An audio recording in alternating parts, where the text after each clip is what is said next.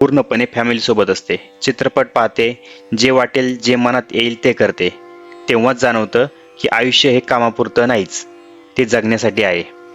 2010 मध्ये मी अमेरिकेत काम सुरू केलं, पण 10 वर्षे मेहनत करून 2020 मध्ये मला पहिली लीड भूमिका मिळाली. 10 वर्षे लागली. एवढं सोपं नव्हतं.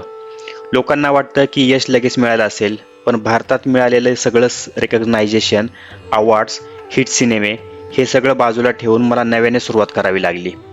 लोकांपुढे स्वतःची ओळख करून द्यावी लागली. हाय, मी एक ॲक्टर आहे, हे माझं काम आहे, मला तुमच्यासोबत काम करायला आवडेल. नव्या देशात, नव्या कल्चरमध्ये काम करणं, सतत नकार मिळणं, ऑडिशन देणं हे सगळं खूप कठीण होतं. पण मी ते केलं आणि शेवटी 10 वर्षांनी मला माझं स्थान मिळालं. जेव्हा मी काम सुरू केलं तेव्हा लोक विचारायचे, ही कोण?